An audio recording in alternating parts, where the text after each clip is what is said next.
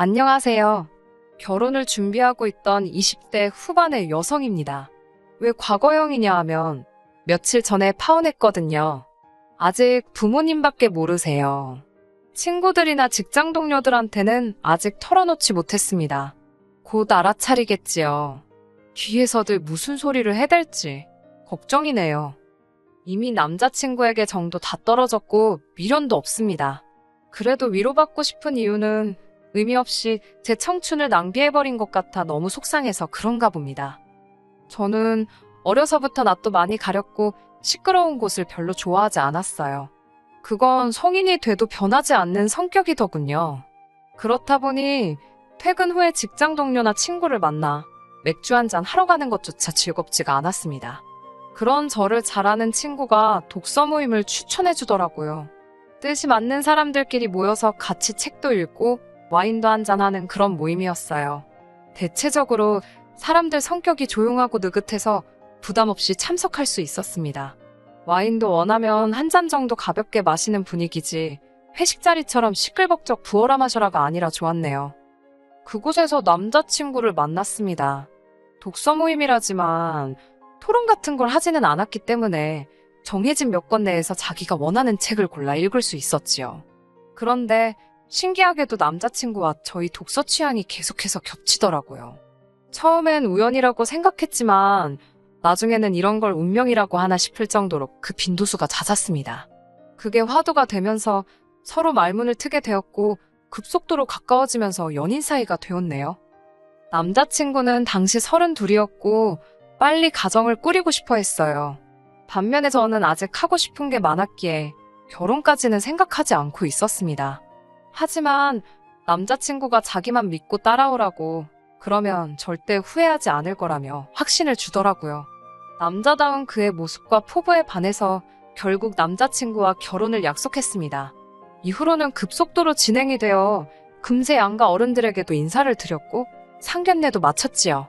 저희가 주로 상대의 성격을 보고 결혼을 결심했다면 어른들께서는 저희가 미쳐보지 못했던 점들을 확인하시는 눈치였어요.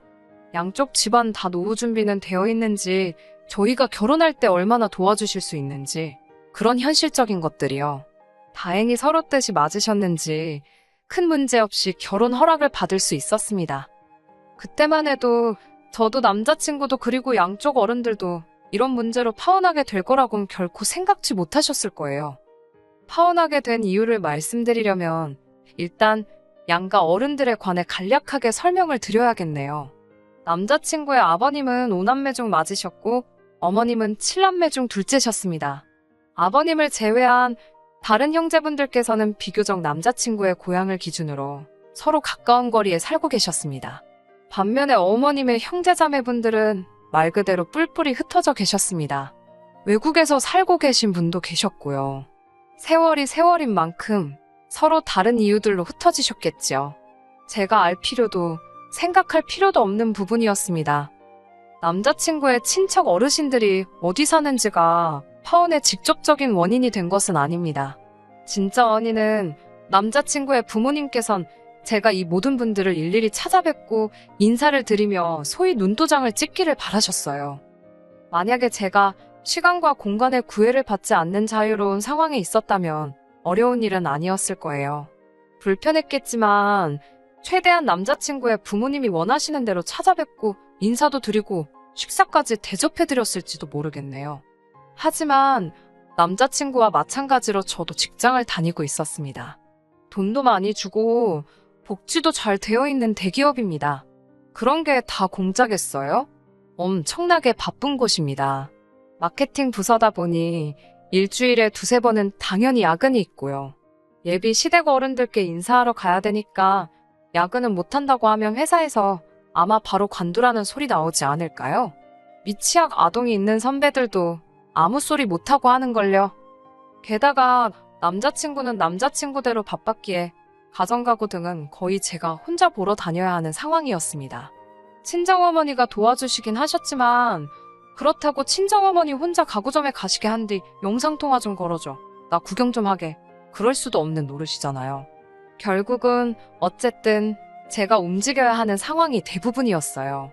그렇다 보니 주말이라 해도 제대로 쉴 틈이 없었습니다. 그런 와중에 어머님은 계속 어른들께 언제 인사를 갈 거냐며 남자친구를 통해 잔소리를 하시니 저도 사람인지라 서운하고 섭섭했습니다. 게다가 정작 남자친구는 천하태평인 것도 마음에 안 들더라고요. 제가 남자친구에게 언제 시간이 되냐니까 한다는 소리가 자기 친척들은 자기 얼굴은 다 안다면서 저 혼자 다녀오랍니다. 결혼은 나 혼자 하냐고, 내가 뭐 한다고 혼자 인사를 다니냐고 화를 냈습니다. 가뜩이나 오빠가 옆에 있어도 어머님 아버님이 여전히 불편하고 어색한데 그분들의 형제자매들을 혼자 가서 만나고 오라니 말도 안 된다고요. 남자친구는 무슨 소린 줄 알았다면서 생각 좀 해보자고 하더라고요. 자기가 방법을 찾아본다면서요. 저는 남자친구가 정말 말귀를 알아들었는 줄 알았네요. 그리고 이틀 뒤 남자친구가 찾아온 그놈의 방법은 말 같지도 않더라고요. 기껏 한다는 소리가 자기가 어머님한테 상황을 설명했더니 그럼 당신이 같이 다녀준다고 하셨답니다. 어차피 다 한 가족이 될 거고 명절이며 기념일이며 줄기차게 봐야 하는 사이인데 어색하긴 뭐가 어색하냐면서 이참에 눈도장 확실히 찍고 친해지면 된다고 하셨답니다. 어머님께서 주말 아침마다 노래 배우신다고 동네 문화센터에 나가시는데 저 때문에 당분간 그것도 쉬겠다 하셨다면서 남자친구는 자기 어머니 같은 시어머니가 어딨냐고 저더러 진짜 복받은 며느리라고 그러더군요. 어머니한테 잘해드려 진짜 좋은 분이야. 그 소리도 잊지 않던걸요. 이때 뭔가 기분이 싸하고 찝찝하기는 했어요. 그래도 파혼까지는 생각 못했지요. 비록 속으로 망했다, 더 귀찮게 됐다, 차라리 혼자가 나으려나 그런 생각은 들었지만요. 그런 이유로 자연스럽게 어머님 손에 제 연락처가 넘어가게 되었는데 진짜 문제는 그때부터였습니다. 어머님께서는 친척분들과 약속을 잡으신다며 수시로 저에게 연락을 해오셨어요. 하지만 일을 하다 보면 문자를 늦게 볼 수도 있고 전화를 못 받을 수도 있잖아요. 어머님은 그걸 못 견뎌 하시더군요. 그럴 때면 전화를 10번이고 20번이고 하셨습니다. 처음에는 정말이지 무슨 큰일이라도 난 줄 알고 얼마나 놀랐는지 모릅니다. 답답한 마음에 부모님께 제가 예비 시댁 어른들한테 인사를 다니게 생겼다고 투덜거리니 부모님께서는 한창 결혼 준비하느라 바쁜 사람한테 왜 그런 부담을 주시는 거냐며 이해할 수가 없다 하셨어요. 특히 아버지께서는 너랑 결혼한다는 걔는 뭐하는 자식이냐고 화를 내시더라고요. 이런 건 지가 알아서 중간에서 정리를 해야지 그런 것도 못하는 녀석이냐고요. 제 예상보다 아버지가 화를 크게 내시니까 저도 모르게 중간에서 수습을 해야 할 것 같았어요. 저는 괜찮다고 그냥 다니면 된다며 아버지의 노여움을 풀어드리려고 했지만 별 소용이 없더라고요. 이튿날 출근길에 아버지께서 전화를 걸어오셨어요. 그러더니 이따 퇴근할 때 남자친구도 데리고 오라셨습니다. 그때만 해도 아버지가 무슨 생각을 하고 계신지는 몰랐지만 행여나 남자친구한테 욕이라도 하실까봐 걱정이 되더라고요. 때릴 거냐고 장난처럼 물었더니 넌 아빠를 뭘로 보냐며 신사답게 할 이야기가 있으니 걱정 말고 데리고 오라셨습니다. 그렇게 남자친구를 데리고 집에 오니 부모님께서 고기를 굽고 계셨어요. 생각지도 못한 삼겹살 파티를 하고 한창 분위기가 좋아지자 아버지께서 남자친구에게 종이 한 장을 건네시더라고요. 옆에서 슬쩍 보니까 종이에는 삼촌, 고모, 이모 할 것 없이 외가친과 모든 어른들의 이름하고 주소하고 연락처가 적혀 있었습니다. 저희 아버지가 하나하나 손으로 다 정리하셨더군요. 아버지께선 저에게 다 들었다며 어머님께서 그렇게 며느리 예쁨 받으라고 신경을 써주신다니 감사하다 말씀드리라셨어요. 아버지 말씀에 뼈가 있더군요. 남자친구도 느꼈는지 약간 떨떠름한 표정으로 내내 하는데 아버지께서 당신도 사위가 예쁨을 받으면 좋겠다 싶어서 리스트를 만들었다며 앞으로 당신과 같이 주말마다 인사를 가자고 하셨습니다. 그제서야 남자친구 표정이 뭐라고 표현해야 좋을지 모르겠네요. 당황한 동시에 난처하면서도 짜증도 좀 있었고 차마 싫다 소리도 못하고 아주 복합적이었어요. 볼만하던걸요. 숨막히는 정적이 잠깐 흐르고 남자친구가 먼저 말을 꺼내더라고요. 뭔가 오해가 있는 것 같다면서 남자친구 부모님 쪽이건 저희 쪽이건 어른들께 인사는 둘이 같이 다니는 게 좋을 것 같답니다. 이런 일이 있고 나서야 상황이 좀 나아지는가 싶었어요. 남자친구가 어머님께도 이를 말씀드렸는지 어머님께서 갑자기 연락을 안 하시더라고요.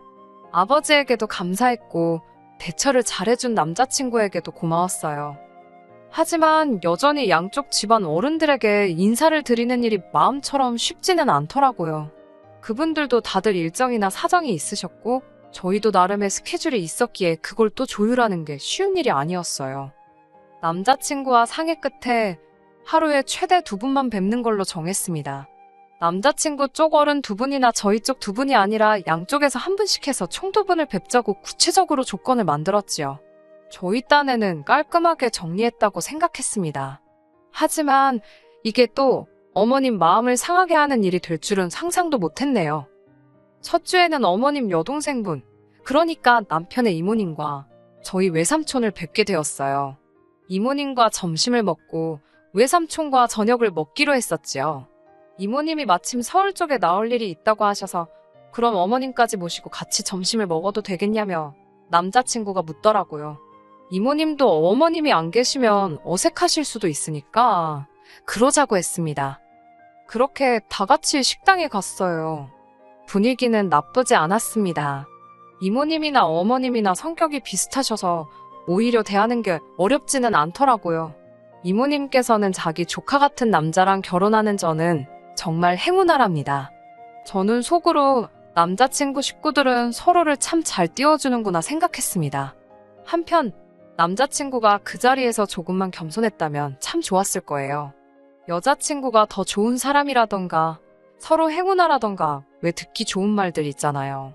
그런데 남자친구는 씩 웃으며 절 쳐다보면서 들었냐며 전 정말 복에 겨운 걸 알아야 된답니다. 저만 모르고 다른 사람들은 다 안다나요. 예비 시댁 식구들 앞에서 한마디 하기도 그렇고 그래 너 잘났다 라는 기분으로 어거지로 웃어 보이며 그래 하고 말았습니다. 어느덧 시계를 보니까 4시가 다 돼가고 있었어요. 삼촌이랑은 6시에 만나기로 했지만 이동 시간도 있고 저도 좀 쉴 틈이 있으면 좋겠다 싶어서 남자친구에게 슬슬 일어나자고 했습니다. 그런데 어머님께서는 이제 커피를 마시러 가자고 하셨습니다. 느긋하게 이야기를 좀 더 하자시면서요. 제가 어머님께 저희는 저녁 약속이 있어서 이만 가봐야 할 것 같다고 하니까 중요한 약속이 아니면 취소하랍니다. 저도 그러고 싶은데 외삼촌을 뵙기로 한 거라 안 될 것 같다 하니 외삼촌이면 당연히 이해해 주실 거라며 자꾸 약속을 취소하라고 그러시더군요. 남자친구까지 옆에서 한번 삼촌한테 전화라도 걸어보라며 저를 채근하더라고요. 혹시 다른 날로 미룰 수 있는지 여쭤보라면서요. 제가 우리가 시간이 없는데 무슨 다른 날이냐며 안 된다고 딱 잘라 말하고는 어머님 이모님께 양해를 구한 뒤 먼저 자리에서 일어났어요. 이튿날 어머님께서 전화를 걸어오셨습니다. 이걸 받았다면 제가 제때 이 전화를 받았다면 다른 결말이 저와 남자친구를 기다리고 있었을까요? 애석하게도 그때 저는 회의 중이었습니다.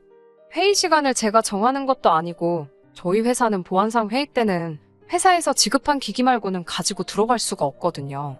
게다가 엎친데 덮친 격이라고 할까요? 평소라면 1시간 정도 걸리던 회의가 그날따라 한 30분 정도 지연되었습니다. 회의가 끝나고 자리로 돌아와 핸드폰을 보고는 기절하는 줄 알았어요. 부재중 전화가 62통이나 와 있었습니다. 이게 말이 되는 숫자인가요? 게다가 장문에 문자를 4통이나 보내놓으셨더라고요. 말이 문자지 이건 거의 편지나 다름없었어요. 당황한 제가 제대로 읽지도 못하고 남자친구에게 전화를 걸었어요. 무슨 일이라도 있나 싶어서요. 남자친구는 제 전화를 받자마자 왜 어머님 전화를 안 받냐면서 짜증을 냈습니다. 내가 일부러 안 받았겠냐고 회의 중이었다니까 갑자기 회사 욕을 합니다. 무슨 회사가 휴대폰도 못 쓰게 하냐면서 그러다 부모 죽으면 어쩔 거냐고요. 제가 뭐 사연 쓰면서 회사 내규를 읊을 수는 없지만 그런 만일의 사태를 위한 대비책이 다 있거든요. 저도 이때는 슬슬 속된 말로 스팀이 오르던 중이라서 쓸데없는 소리 하지 말고 할 말만 하라고 했습니다. 무슨 일이냐고요. 그러자 어머님께서 어제 저 때문에 개망신을 당하셨다며 울고불고 화내시고 난리도 아니셨답니다. 어떻게 시댁 식구하고 약속을 잡고서는 뒤로 또 계획을 세워놓을 수가 있냐면서 시댁 어른을 무시하는 처사랍니다. 외삼촌한테 전화해보라니까 전화하는 신용조차 안 하더라면서 이게 다 어머님 알기를 개똥같이 알아서 그런 거라나요. 저는 남자친구한테 더 말할 것도 없다고 제가 직접 연락해보겠다고 했어요. 어머님께 전화를 하니 금방 받으시고는 뚝 끊어버리시던걸요. 처음에는 실수로 버튼을 잘못 누르신 줄 알았습니다. 그런데 그렇게 3번이 반복되니까 일부러 그러신다는 걸 알겠더라고요. 저도 어이가 없어서 더는 안 걸었습니다. 급하시면 다시 하시겠거니 하고 내버려뒀어요. 그러자 아니나 다를까 한 5분 있다가 어머님께서 전화를 주셨습니다. 제가 전화를 받기가 무섭게 지금 저더러 뭐 하자는 거냐고 다짜고짜 소리를 지르셨어요. 도대체 왜 이렇게 화가 나셨냐니까 어떻게 우리 집안에 시집 온다는 애가 지 외삼촌 만난다고 시댁 식구를 물먹일 수가 있냐입니다. 제가 무슨 물을 또 먹였다는 말씀이시냐고 같이 4시간이나 있었는데 뭐가 부족하셨냐고 그랬어요. 지금 생각해보면 저도 이미 정신적으로 지치고 예민했던 상태라 어머님한테 내내하면서 애교스럽게 말은 못했습니다. 어머님께서는 다음부터는 시댁 어른들이랑 그쪽 어른들을 한날 보는 약속은 잡지 말라 하셨습니다. 결혼이 코앞인데 그럼 언제 다 인사드리냐니까 그쪽 어른들이야 너 크면서 질리게 보지 않았냐며 이제 시댁 어른들이 저한테 더 중요한 사람들이랍니다. 그러면서 저에게 정말 토시 하나 안 틀리고 너는 결혼하면 그 집에서 아웃이야. 아웃. 그러시는 거예요. 아웃이라니 그게 무슨 소리냐니까 이제 그 집 식구가 아닌 거랍니다. 저는 죽어도 시댁 귀신이 되는 거라나요. 아니 요새도 이런 말을 하는 사람이 있나 싶었더니 바로 남자친구 어머님이 그런 분이셨더군요. 제가 어이가 없어서 그럼 어머님은 아버님 친척분들한테만 잘하시면 되지 왜 어머님 형제 자매분들하고 왕래를 하시냐 물었습니다. 아버님한테 시집 오셨으면 어머님도 그 집에서 아웃된 거 아니냐고요. 제가 그런 식으로 대답할 거라곤 어머님도 생각을 못 하셨던 모양이에요. 잠깐 동안 말씀이 없으시더니 저더러 어른한테 말을 그따위로 하라고 배웠냐면서 저 들으라는 듯이 욕을 하시고는 전화를 끊으셨습니다. 분하기도 하고 억울하기도 하고 여러모로 화가 나서 감정을 주체하지 못하고 있는데 곧이어 남자친구한테서 전화가 걸려왔습니다. 누가 봐도 어머님 얘기를 듣고 걸었구나 싶었어요. 받을까 말까 잠시 고민을 했습니다. 받으면 100% 싸울 것 같았으니까요. 그렇지만 문제가 피한다고 피해질 문제도 아니다 싶었고 솔직히 어머님을 제가 감당할 수 있을지도 모르겠더군요. 그래서 일단은 받았습니다. 만약에 남자친구의 전화를 안 받았다면 전화 남자친구는 지금 어떻게 됐을까요? 제가 전화를 받자마자 남자친구는 대뜸 저에게 승질부터 냈습니다. 도대체 어머님한테 어떤 식으로 말을 했길래 어머님이 아까보다 더 화가 나셨냐고 저더러 미쳤냐고 일부러 그러냐입니다. 제가 어이가 없어서 웃었어요. 내가 미쳤다고 어머님 약을 올리겠냐고요. 약 올려서 나한테 득대는 게 뭐가 있겠냐고 오빠 눈에는 내가 그렇게 한가해 보이냐고 저도 악을 썼습니다. 어머님은 왜 자꾸 억지를 쓰시냐고 내가 무슨 오빠 집 귀신이 되냐고 어머님 말씀하시는 걸 듣고 있으니 결혼하면 명절 때 친정에도 못 가게 하실 것 같다고 따지고 들었어요. 그러면서 오빠라면 이 상황을 어떻게 하겠냐고 오빠 생각을 말해보라고 했습니다. 그러자 남자친구가 한다는 소리가 대뜸 여자들은 정말 이상하답니다. 그러면서 어찌됐건 제가 아랫사람이니까 그냥 나 잡아 잡수하고 죄송하다 하랍니다. 한다는 소리가 결혼하면 제가 남자친구 보고 살지 친정 식구들 보고 사냐면서요. 이건 또 그게 무슨 소리냐니까 막말로 자기가 제 친정 어른들한테 인사 좀 안 드렸다고 해서 자기를 어떻게 하겠냐는 거예요. 자기는 그런 거 하나도 겁 안 난다면서 저는 자기만 믿고 살면 된답니다. 아니 누가 그게 무서워서 이러는 거냐고요. 그리고 왜 자기가 뭔데 제 친정 어른들을 겁을 안 낸답니까? 들을수록 언짢고 불쾌한 거예요. 아무리 사랑하는 남자친구라도 친정 어른들을 자기가 뭔데 무시하나 싶더라고요. 오빠는 우리 삼촌이나 이모들이 안 무섭냐니까 뭐가 무섭냐입니다. 살면서 몇 번이나 보겠냐고요. 그래서 나도 오빠 친척들 하나도 안 무서우니까 인사 안 드려도 되냐고 물었습니다. 그러자 그건 다르답니다. 시댁 식구들은 원래 어려운 사람들이고 어려운 줄 아는 게 며느리 도리랍니다. 이쯤 됐을 때는 이미 마음속에 파오는 확정이었어요. 동시에 이런 썩어빠진 사상을 가진 남자가 제 남자친구였다는 게 너무 불쾌하더라고요. 그러면 사위돌이는 뭐냐니까 사위돌이라는 말이 세상에 어디 있냐고 그래요.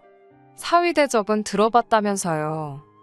그러면서 저더러 말 질질 끌지 말고 지네 엄마한테 전화나 빨리 하라길래 제가 죽었다 깨나도 그럴 일은 없을 거라고 했습니다.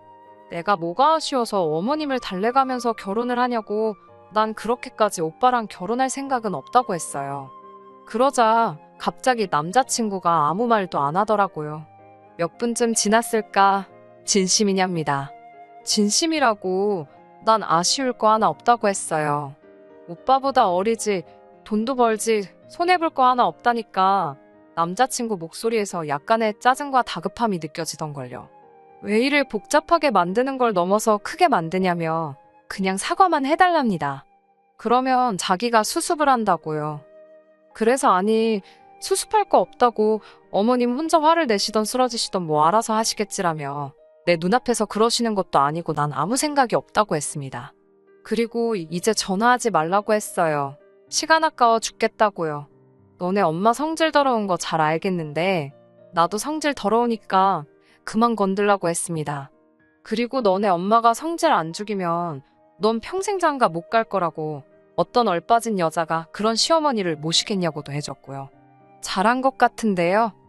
제 할 말만 다 하고 남자친구를 비롯한 관련된 모든 연락처들을 차단시켜버렸어요. 매달리던지 말던지 제 할 바도 아니고 알고 싶지도 않았고 더 이상 시달리기도 싫더라고요. 친정 부모님한테는 바로 말씀드렸습니다. 다행히 어머니는 이혼보다 파혼이 낫다며 별 말씀 안 하시더라고요. 하지만 아버지는 그 자식 저번에 그렇게 알아듣게 말을 했으면 똑바로 해야지 멍청한 건 답도 없다며 그렇게 살게 내버려두랍니다. 그러면서 저더러 당신 딸 용기 있다고 멋지다고 그러시던걸요. 이후로 한동안 아버지가 회사에 데려다 주시고 데리러 와주셨어요. 시간이 여의치 않을 때는 직접 택시를 불러주셨고요. 이 밖에도 아버지가 나서서 저를 많이 챙기셨습니다. 그래 뉴스에 워낙 흉흉한 소식이 많았기에 부모님이 꽤나 걱정하셨거든요. 지금은 회사와 집만 왔다 갔다 하면서 조심조심 지내고 있습니다. 한 3달 정도 지나면 일상으로 돌아갈 수 있겠지요? 구정물을 보시거든 피해가세요. 돌아서 가세요. 얼마나 깊은가 궁금하다고 발 담궈보지 마시고요. 끝까지 들어주셔서 감사합니다. 오늘의 사연은 여기까지입니다. 구독과 좋아요, 알람 설정 부탁드리고 더 좋은 사연으로 다시 찾아뵙겠습니다. 감사합니다.